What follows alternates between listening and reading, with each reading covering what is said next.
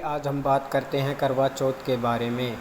करवा चौथ की कथा एक साहूकार की बेटी करवा से जुड़ी है, जिसकी चतुराई और पति प्रेम के कारण उसकी पति की मृत्यु हो जाती है, लेकिन वह करवा चौथ का व्रत करके और करवा माता से प्रार्थना करके अपने पति को पुनर्जीवित करती है।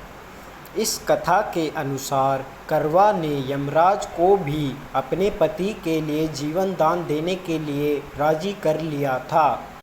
करवा नामक एक साहूकार की बेटी थी, जिसके 7 भाई थे। जब करवा चौथ का व्रत था तो रात में भूख प्यास से व्याकुल करवा ने चंद्रोदय का इंतजार किया।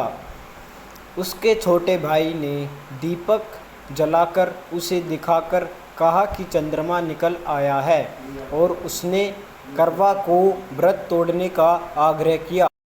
पति की मृत्यु। करवा ने अपने भाई की बात मानकर भोजन किया और उसे अपने पति की मृत्यु की खबर मिली। पति को यमराज से वापस लाना। करवा ने अपनी मृत्यु के बाद अपने पति के शव को घर लाकर उस पर उगने वाली घास इकट्ठा की और 1 वर्ष तक प्रतीक्षा की। अगले वर्ष करवा चौथ पर उसने विधि विधान से व्रत किया। इस बीच उसने यमराज को भी नहीं छोड़ा और अपने पति के बदले मगरमच्छ को भी मृत्यु दंड देने के लिए प्रार्थना की और यमराज से अपने पति को जीवन दान देने के लिए विनती की, जिससे यमराज उसकी निष्ठा और तपस्या से भयभीत होकर उसके पति को जीवन दान दे देते हैं। अखंड सौभाग्य का फल।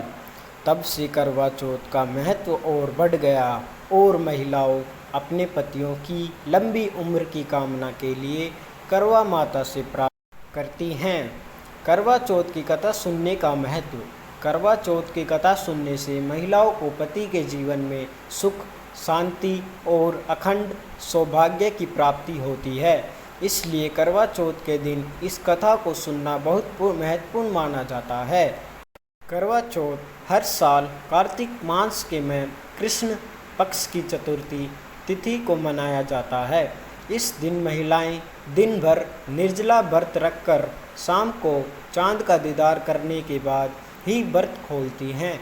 ये त्यौहार खास तौर से उत्तर प्रदेश, बिहार, पंजाब, हरियाणा, दिल्ली, राजस्थान और मध्य प्रदेश में मनाया जाता है।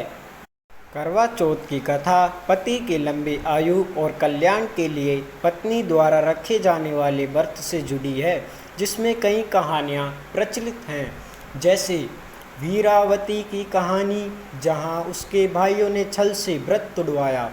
करवा रानी की कहानी, जहाँ उसने यम को धमकाकर अपने पति को मृत्यु से बचाया।